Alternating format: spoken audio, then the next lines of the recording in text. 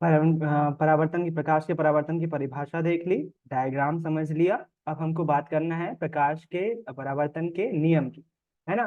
तो दो नियम है, बिल्कुल सिंपल सिंपल से। पहला नियम है आपतन कोण का मान परावर्तन कोण के मान के बराबर होगा। Angle i is equal to, angle कोण बनाते हैं ना अपन, जैसे angle i is equal to angle r. हम बाकायदा पहले हिंदी में लिखेंगे। आपतन कोण का मान परावर्तन कोण के मान के बराबर होता है, अर्थात angle i is equal to angle r. अब यहाँ पर थोड़ी सी मेहनत की बात आपके लिए आ रही है। ये जो मैं बोल रहा हूँ सुनने में आसान लग रहा है, समझने में आसान लग रहा है, लेकिन हम कुछ दिनों बाद भूल जाएंगे, तो आपके पास नोट्स होना चाहिए।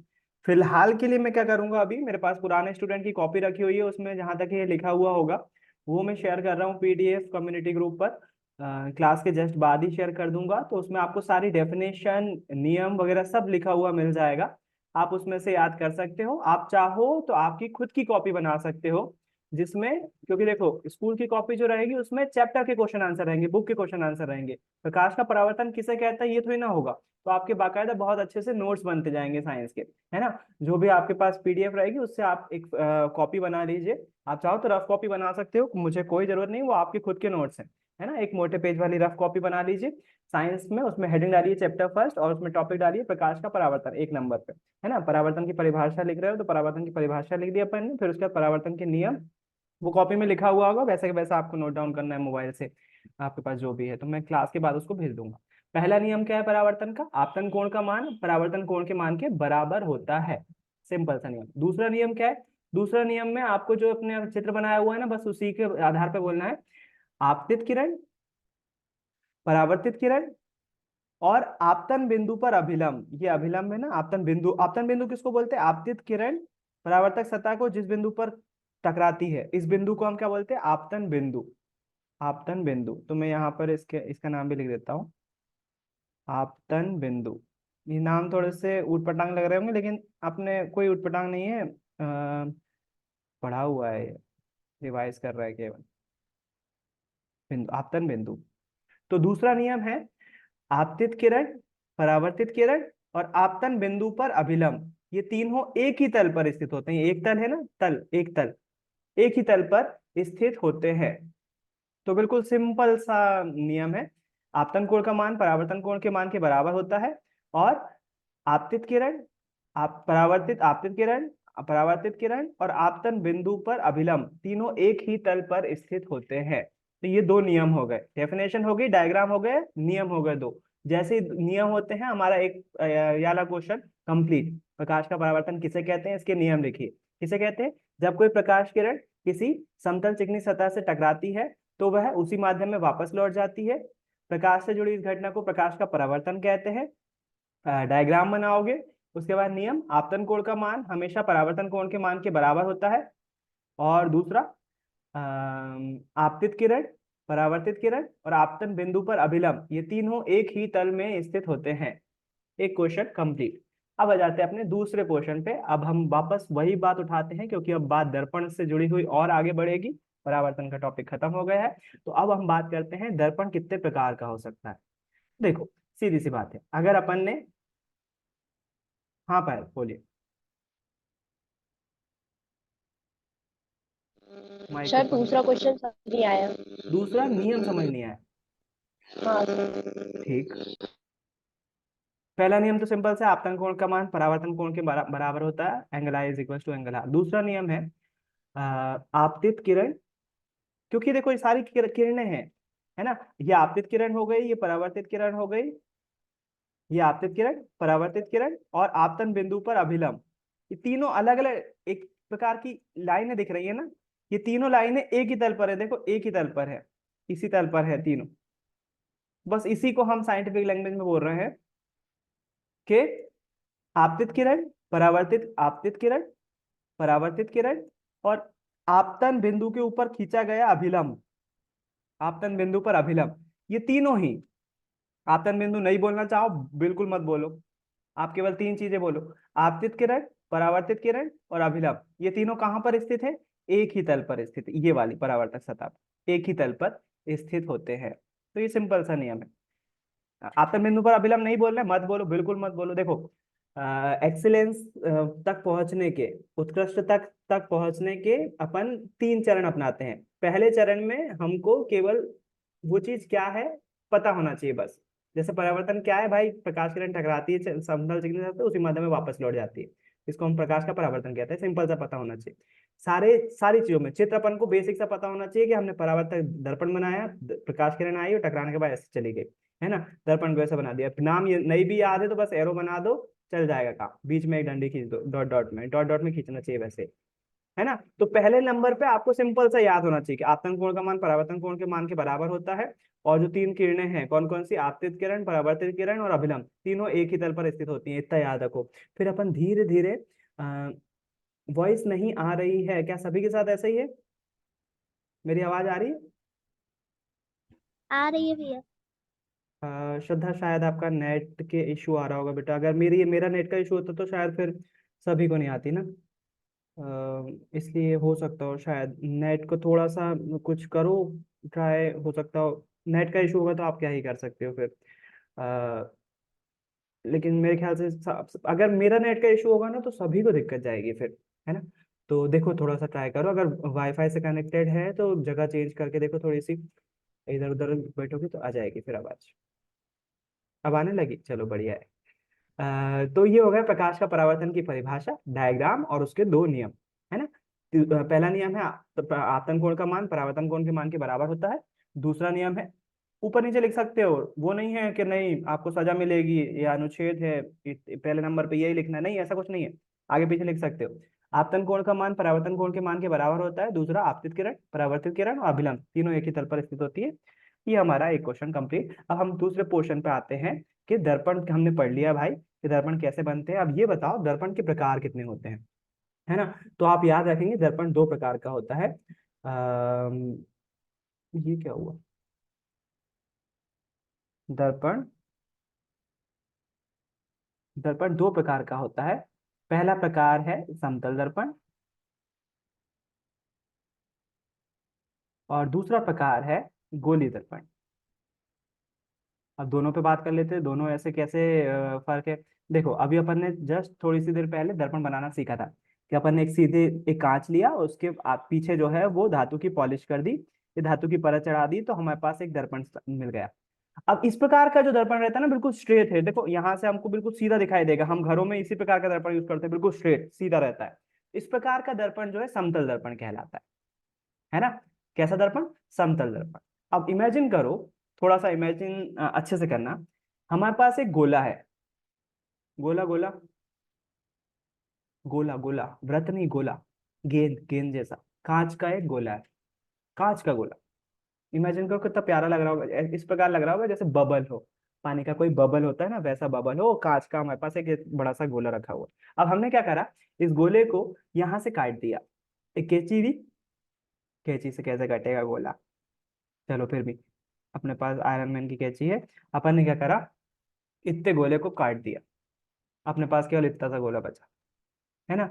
अब ये गोला से जब ये हिस्सा कटा है तो ये जो हिस्सा दिखेगा ना, आप इमेजिन करो थोड़ा सा गोला है और हमने यहाँ से काटा तो एक कटोरी जैसी प्राप्त होगी अपन को, जैसे अभी वीडियो में दिख रही थी ना, ऐसी कटोरी मिलेगी अपन को। अगर इमेजिन कर पाए हो सही से, फुटबॉल जैसा गोला है एक, उसको अपन ने यहाँ से काटा, तो अपन को जितना एरिया आपको चित्र में दिख रहा है, इतना एरिया अगर आपको दिख रहा है तो कटोरी जैसी होगी। अब ये कटोरी पे यदि मैं धातु की पॉलिश करूं, धातु की पॉलिश करूं, इस साइड कर दूं, तो मुझे अंदर दिखाई देने लगेगा अपना चेहरा। इस साइड अगर पॉलिश कर दी मैंने तो मुझे अंदर दिखाई, मतलब परावर्तक पृष्ठ अंदर की तरफ होगी। और अगर इसी गोले पे मैंने अंदर से पॉलिश करी तो मुझे बाहर की तरफ से दिखाई देगा, इधर से चेहरा दिखाई देगा, ये दोनों ही। इसमें परावर्तक सतह अंदर होगी, इसमें बाहर होगी, मतलब डिपेंड कर रहा है मैं पॉलिश कहाँ करूं, उससे दर्पण बन रहा होगा, है ना। तो इस प्रकार के दर्पण जो किसी गोले से गोले के भाग होते हैं, इस प्रकार के दर्पण जो किसी गोले का भाग होते हैं, है ना, ऐसे दर्पण कहलाते हैं गोली दर्पण। ऐसे दर्पण गोली दर्पण कहलाते हैं। डेफिनेशन नहीं आती है, मतलब लिखने को पूछने को नहीं आती, ऑब्जेक्टिव में पूछा जाता है। 2 नंबर में ये पूछ सकता है कि दर्पण कितने प्रकार के होते हैं, है ना। तो वो आना चाहिए। समझ नहीं आया, चलो। दर्पण 2 प्रकार के हैं, समतल और गोलीय। हमने कांच लिया, एक सिंपल सा समतल दर्पण तो समझ गए मेरे ख्याल से, अपन घरों में समतल दर्पण यूज करते हैं। एक सिंपल सा कांच लिया, उस पे जो है अपन ने पॉलिश कर दी एक साइड, तो दूसरी साइड से हमको हमारा चेहरा दिखने लगा। ये वाला दर्पण समतल दर्पण कहलाएगा। ये तो सिंपल सा है। गोली दर्पण कैसे बना?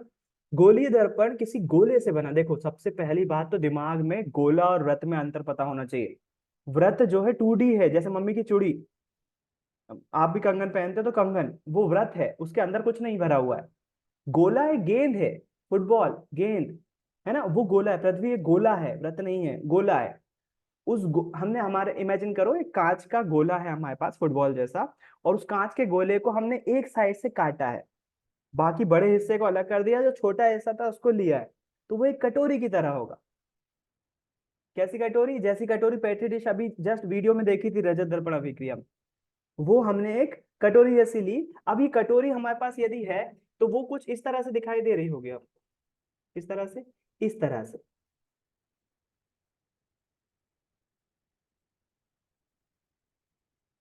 वो कटोरी हमको इस तरह से दिखाई दे रही है, मान लो, इमेजिन उसके लिए। अब ये कटोरी कांच की थे ना, कांच के आर पार देखा जा सकता है ना। तो अभी आपने रजत दर्पण अभिक्रिया में भी देखा था, वो कटोरी ऐसी थी। बस अंतर ये है कि मैं इसको ऐसा बना रहा हूँ, अगर मैं इसको ऐसा कर दूं ना तो आप तुरंत समझ जाओगे। इसको मैं अगर ऐसा कर दूं तो कांच की कटोरी जिसके आर पार देखा जा सकता है ना। कांच की कटोरी है जिसके आर पार देखा जा सकता है। अब इससे हमको दर्पण बनाना है। कांच है ना ये, तो दर्पण बनाना है। दर्पण बनाना है तो इस पे पॉलिश करना पड़ेगी, परत चढ़ाना पड़ेगी धातु की। अब परत हम दो प्रकार से चढ़ा सकते हैं। या तो हम बाहर से चढ़ा दें, बाहर से पेंट कर दें, या फिर अंदर से चढ़ा दें, है ना। दो प्रकार से हम परत चढ़ा सकते हैं, या तो बाहर से चढ़ा दें या अंदर से चढ़ा दें। तो यदि मैं बाहर से चढ़ाऊंगा तो अंदर से मुझे अपना चेहरा दिखने लगेगा, और अगर मैं अंदर से चढ़ाऊंगा तो मुझे बाहर से अपना चेहरा दिखेगा, है ना। अब मैं इस चीज को रोटेट कर रहा हूं।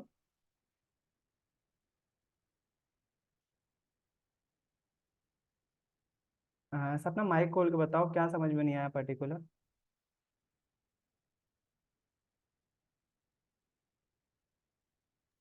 नहीं आ रहा भैया। क्या? गोली दर्पण नहीं आ बस रहा, समतल दर्पण नहीं आ रहा, क्या नहीं आ रहा? बोलिए दर्पण।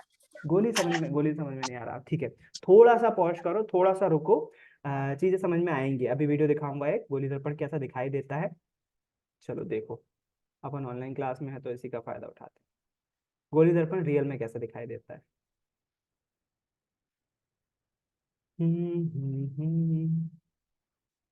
इमेजिनेशन थोड़ा सा कम है ना, इसके कारण से ऐसा हो।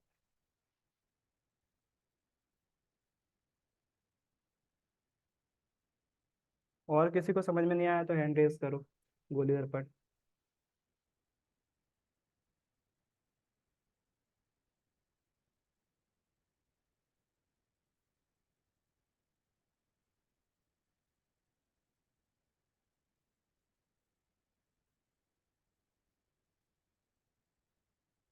तो कुछ मिला है शायद, उससे क्लियर हो जाए।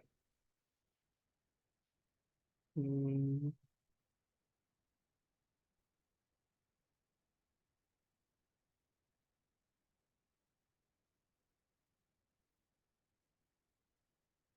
गोली दर्पण रियलिटी में ऐसे दिखाई देते हैं। हाँ, इससे देखो। आपको ना ये वाली इमेज देखो ध्यान से, ये वाली इमेज। आपको नहीं लगता ये इमेज कहीं ना कहीं उभरी हुई है? कांच, सिंपल सा कांच नहीं है, बिल्कुल फ्लैट कांच नहीं है, उभरा हुआ कांच है। उभार वाला कांच है। आपको नहीं लगता ये अगर हम इसको आगे बढ़ाएं तो एक गोला बन जाएगा? किसी गोले का हिस्सा ही तो है ये, अगर इसको हम आगे बढ़ाएं तो गोले से ही तो निकला हुआ है ये हिस्सा। गोली दर्पण इस प्रकार से दिखाई देते हैं। अब मेरे ख्याल से गोली दर्पण ये होता है, रियलिटी में ये होता है ना। तो मेरे ख्याल से आप गोली दर्पण ऐसा होता है, कम से कम इतना याद रखो, है ना। फिर परिभाषाएं वगैरह और ज्यादा अभी धीरे धीरे समझ में आने लगेगा। तो गोली दर्पण को अब मैं डायग्राम में वैसा नहीं दिखा सकता हूँ ना जैसा आपको इमेज में दिखाया। तो मैं डायग्राम में इसको कैसा दिखाता हूँ, ऐसा दिखाता हूँ साइड से, कि ऐसा घुमा हुआ है भैया। अब ये परफेक्ट कैसा बनाऊंगा मैं? परफेक्ट बनाने के लिए मैं क्या करूंगा, एक गोला बनाऊंगा। गोला बनाने के बाद इतना हिस्सा काट दूंगा इसका। तो ये जो हिस्सा है ना, ये मेरे को क्या दिखाएगा, वो जो अभी तुमको इमेज में दिखा, उसको साइड से देखोगे तो ऐसे ही तो दिखेगा वो। तो हमें जो है ये गोली दर्पण कैसे बनाए जाते हैं, गोली दर्पण किसी गोले को काट कर बनाए जाते हैं, है ना, ऐसा बोला जाता है, रियलिटी में नहीं बनते, लेकिन आप समझ सकते हो।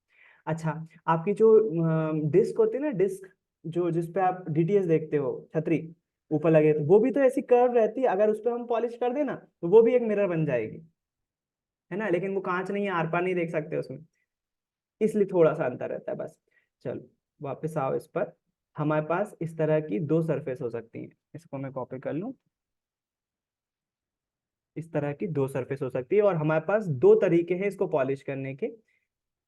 काय की पॉलिश, धातु की पॉलिश, क्यों? क्योंकि हम इसके आर पार देख सकते हैं, कांच है ये, इसको दर्पण बनाना है, तो दर्पण बनाना है तो पॉलिश करना पड़ेगी।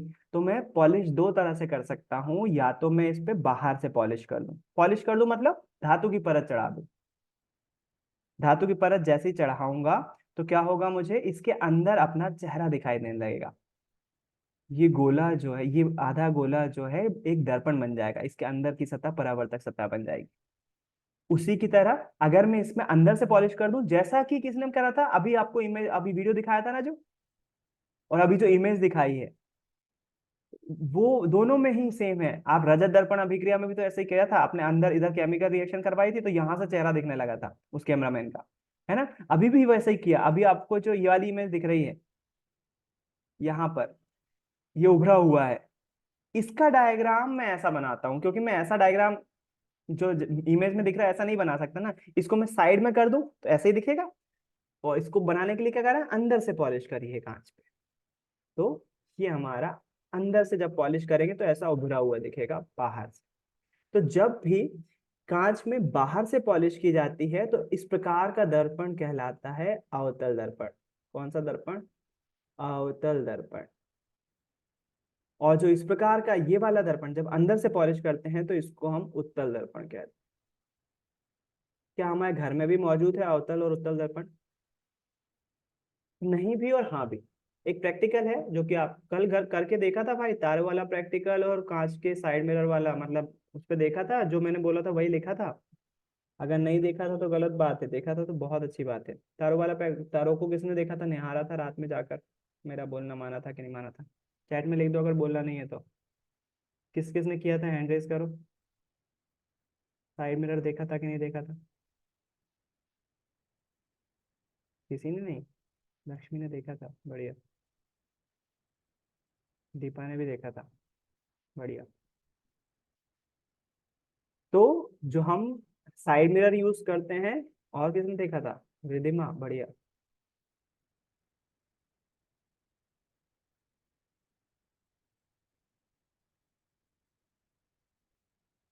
बस, चलो बाकी ने नहीं देखा, आज देखना। श्रद्धा ने भी देखा था, बढ़िया। तो जो साइड मिरर होता है उसमें लिखा रहता है objects in the mirror are closer than they appear, और तारों को आप अगर लगातार देखते रहोगे तो तारों से आने वाला प्रकाश आपकी आंखों तक पहुंचेगा और आपको धीरे धीरे धीरे तारे बहुत सारे दिखाई देने लगेंगे। आज का जो प्रैक्टिकल है उसमें आप क्या करना है, आप घर में ही आपके अवतल दर्पण और उत्तल दर्पण मौजूद है। किसमें? आप अपने घर में, अगर नई चम्मच हो तो बहुत अच्छी बात है, अगर पुरानी हो तो उसको अगर आप धो के साफ कर लोगे तो शायद दिख जाएगा। चम्मच हमारी इस प्रकार से दिखाई देती है ना। मैंने इसको ऐसा बनाया है, थोड़ा सा इमेजिन करो, थोड़ा सा समझ सकते हो ना, अगर मैं ऐसा बनाऊं तो भी चलेगा ना। चम्मच ऐसी होती है ना, स्पून। नई हो तो बहुत अच्छा है, पुरानी हो तो शाइन करना चाहिए थोड़ी सी, चलेगा। चम्मच ऐसी होती है, इस चम्मच को मैं खड़ा करके बना रहा हूँ,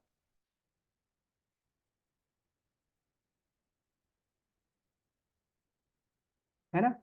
अब इस चम्मच में यदि आप यहां से देखोगे, इस साइड से, मतलब जो जिससे हम खाते हैं उससे देखोगे, तो आप अपने आप को अवतल दर्पण में देख रहे हो।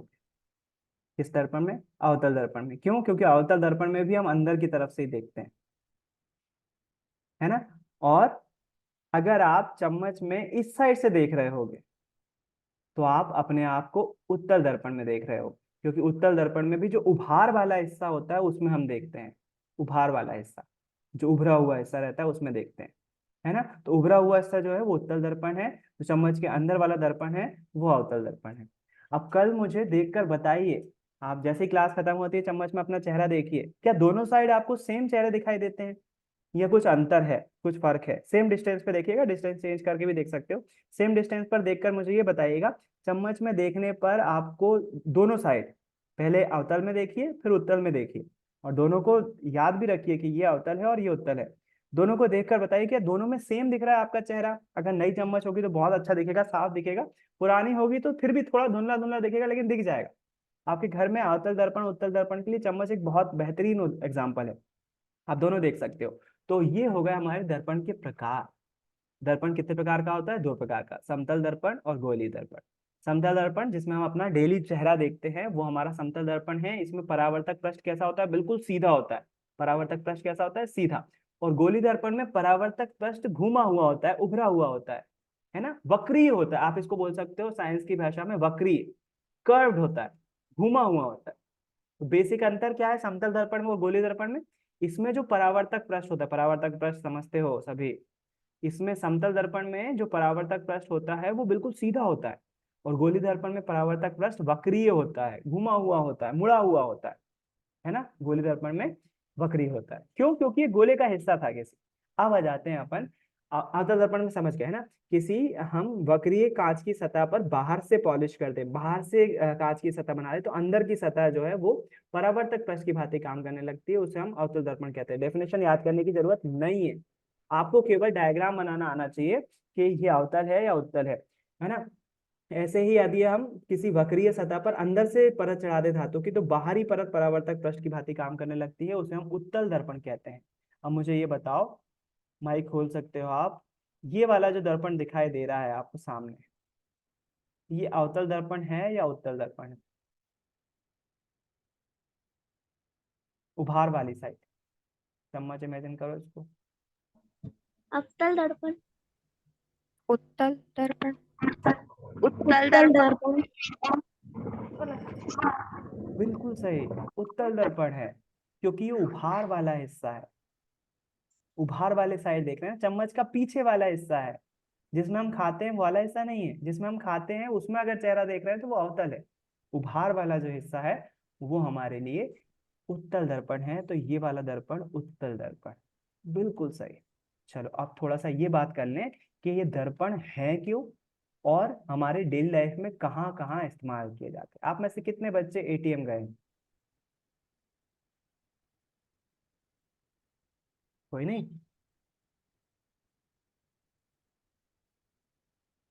अब अगर पापा पैसे निकालने जाए ना तो आप भी जाना साथ में एटीएम। और एटीएम में कभी भी जाओ तो एक चीज फोकस करना, इसमें बहुत क्लोज शॉट दिए हुए हैं एटीएम के। दीपा गई है, बहुत बढ़िया। एटीएम पर कभी भी जाओगे आप, पैसे निकलवाने के लिए पापा जाते हैं ना, तो कभी भी जाओगे आप तो एक चीज गौर करना, एटीएम पर हमेशा यहाँ पर ऊपर साइड एक मिरर लगा हुआ होगा, एक दर्पण लगा हुआ होगा। कैमरा तो हो गई, कैमरे के लिए एक होल होगा जिसमें से कैमरा दिखाई दे रहा होगा, जैसे मोबाइल का कैमरा होता है ना वैसा ही दिखाई देता है।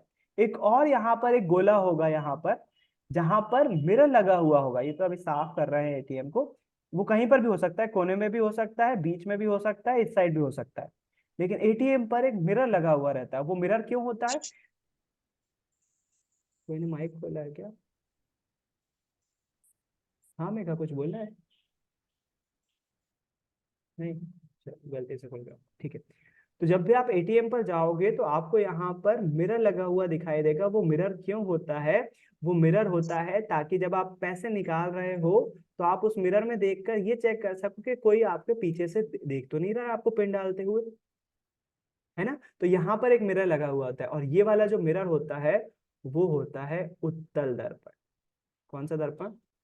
उत्तल दर्पण। एटीएम पर जो मिरर लगा हुआ होता है वो कौन सा दर्पण होता है? उत्तल दर्पण होता है। और ऐसे ही जब आप किसी पहाड़ी इलाके में जाओगे घूमने के लिए, आप में से तवानगर तो कोई नहीं गया होगा पिकनिक पे एमएम हाई स्कूल से, मतलब एमएम स्कूल से, लेकिन आप लोग अगर, बहुत सारे बच्चे मांडू जरूर गए होंगे, इंदौर के पास पड़ता है, इंदौर रोड पर पड़ता है, इंदौर से थोड़ा सा आगे है। मांडू में अगर आप जाओगे तो कई एरिया में ऐसे आपको मिरर मिल जाएंगे जो रोड साइड पे लगे हुए रहेंगे। रोड साइड मिरर, मैं क्यों दिखा रहा हूँ, क्यों इतनी बात कर रहा हूँ, क्योंकि इस पे 2 नंबर का क्वेश्चन पहले भी आ चुका है, फिर से रिपीट हो सकता है। इस प्रकार के मिरर रोड साइड में लगे रहते हैं। क्यों लगे हुए रहते हैं? जब भी हाईवे पर हम किसी ऐसे मोड़ से गुजरते हैं, जैसे मान लो उदाहरण के लिए इमेजिन करो, मैं इसको ड्रॉ करके समझा देता हूँ। ऊपर से देख रहे हैं, हम मैप पे देख रहे हैं, हमारी जो सड़क है वो इस तरह से जाती है,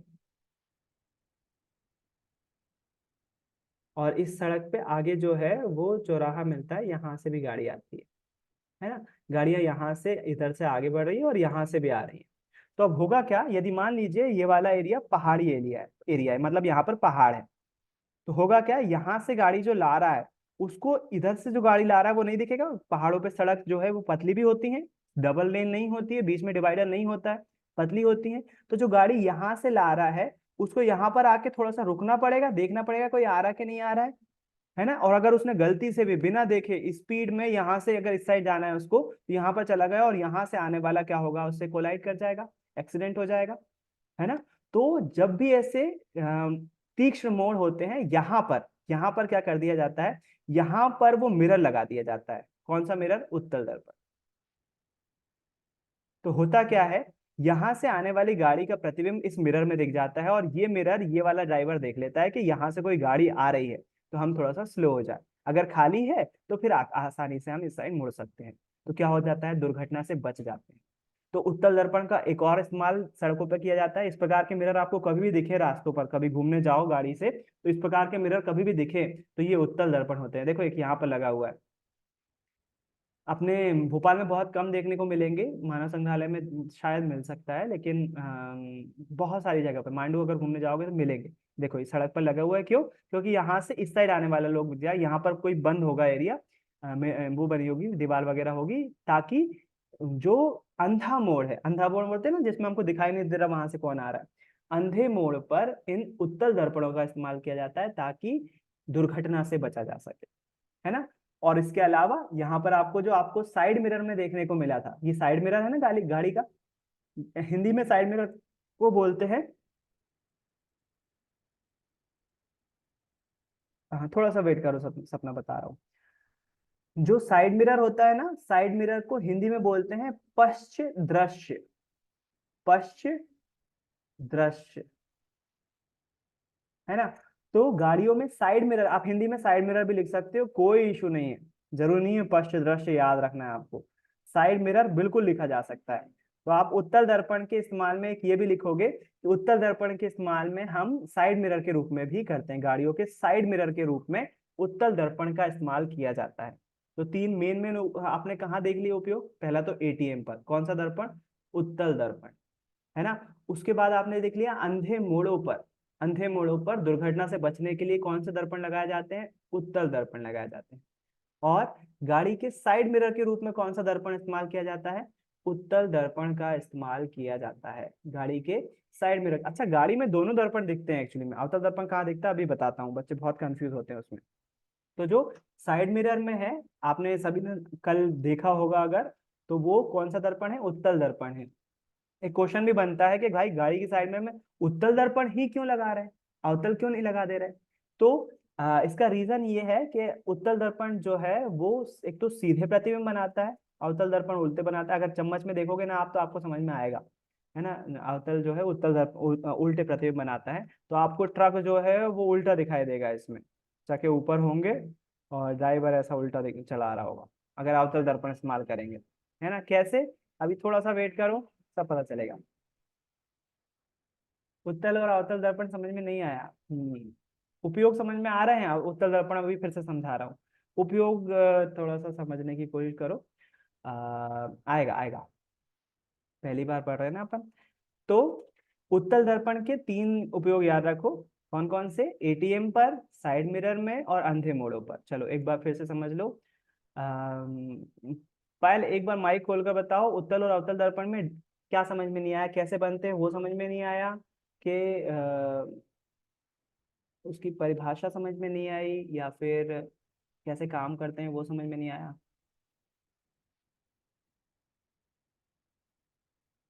कुछ भी समझ में नहीं आया? चलो ठीक है। देखो एक सिंपल सी बात देखो, आप चम्मच के उदाहरण से याद रखो, उत्तल दर्पण अवतल दर्पण बहुत अच्छा उदाहरण है चम्मच चम्मच का, है ना। यदि हम चम्मच को देखें और चम्मच में यदि हम यहाँ से देखें, यहाँ से मतलब जिस साइड से खाते हैं ना उस साइड से देखें, तो हम किस दर्पण को देख रहे हैं? हम यहाँ से अपने आप को अवतल दर्पण में देख रहे हैं।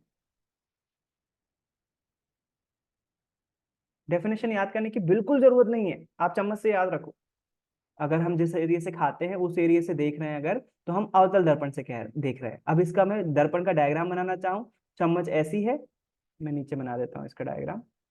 चम्मच अवतल दर्पण का डायग्राम बना रहा हूँ मैं, चम्मच ऐसी थी, हम कहाँ देख रहे हैं? इस साइड से देख रहे हैं, मतलब इस पे पॉलिश कहाँ की होगी, यहाँ परत कहाँ चढ़ाई होगी? बाहर से।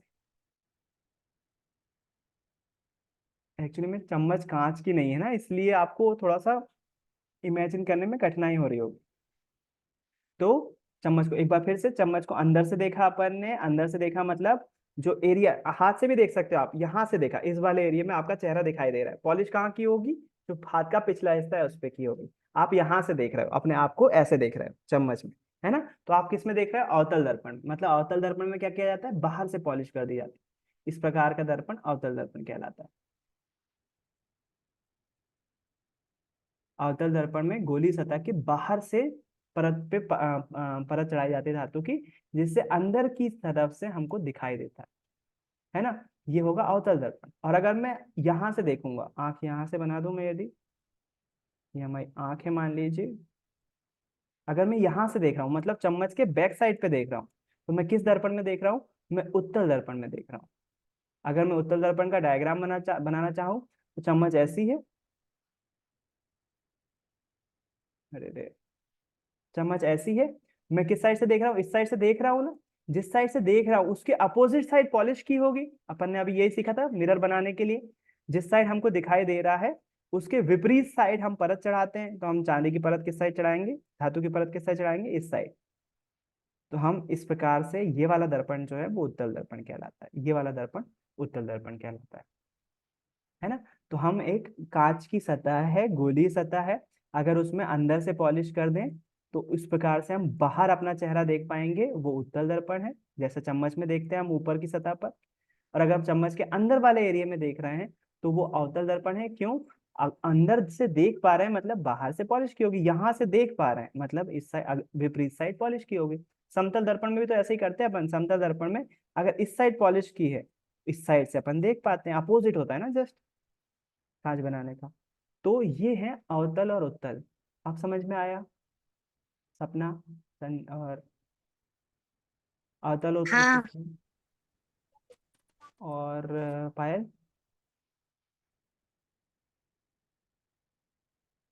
नहीं आया?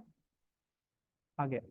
चलो भाई साहब बोल दिया करो, देखो अगर नहीं समझ में आया तो बोल दो, रिपीट हो जाएगा, कोई दिक्कत नहीं है ना।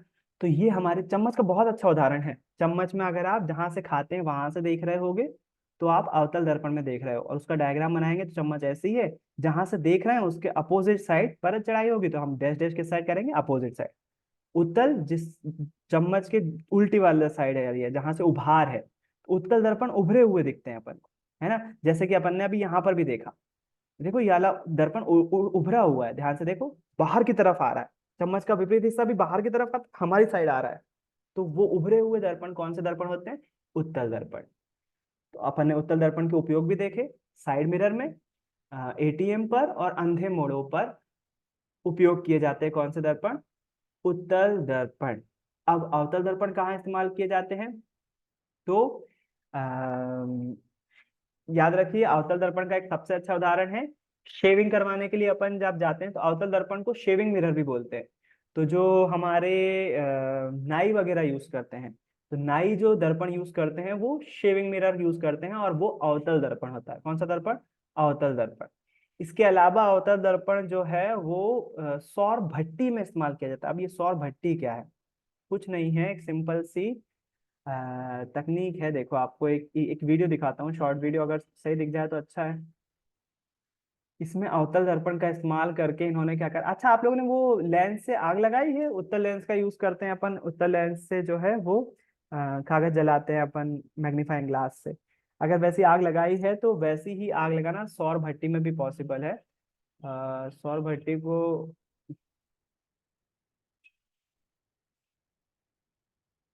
अम,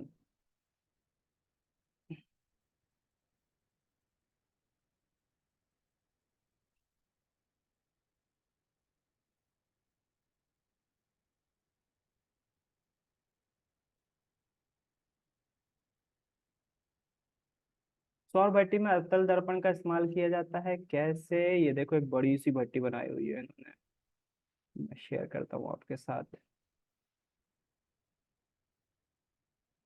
क्यों करते हैं अभी देखते हैं, बताता हूँ। देखो कितना बड़ा एक मिरर जैसा बनाया हुआ है इन्होंने, बिल्कुल गोल है। और अंदर साइड है ना, उभरा हुआ नहीं, देखो हमारी साइड नहीं आ रही सतह, अंदर साइड है। तो कौन सा दर्पण है? अवतल दर्पण है। सबसे बड़ी भट्टी है दुनिया की। इसमें क्या होगा, इसमें जो भी सूर्य का प्रकाश इस पर पड़ेगा ना, ये ट्रांसफर कर देगा। देखो या इस प्रकार से, ये सौर भट्टी का कॉन्सेप्ट है, सोलर फर्नेस। हाँ ये अच्छा है, ये वाला डायग्राम अच्छा है, मैं इसी का वेट कर रहा था, ये वाला दिख जाता तो। ये देखो इन्होंने क्या किया हुआ है, एक डिश जैसी ली हुई है, ये अवतल दर्पण का डायग्राम। देखो सतह कैसी है, हमारी साइड नहीं आ रही, अंदर साइड घुसी हुई है। ऐसा दर्पण कौन सा दर्पण? अवतल दर्पण, है ना। इसमें क्या हो रहा है, अब यहाँ पर देखो, इसको सौर भट्टी क्यों बोल रहे हैं? एक्चुअली में ऐसी हमारी वो नहीं होती डिश, जो हमारी एंटीना होता है, ऐसी तो होता है वो भी। ये पिक्चर और अच्छी है, क्लियर कर रही, सामने कुकर रखा हुआ है। तो इसमें होता क्या है, open image in new tab. इसमें होता क्या है, ये पूरा एक प्लेट जैसी अवतल दर्पण की भांति काम कर रहा है, सामने कुकर रखा हुआ है, सूर्य का प्रकाश इस पे पड़ता है और ट्रांसफर होके इस पॉइंट पे पूरा फोकस होता है, पूरा फोकस कैसे?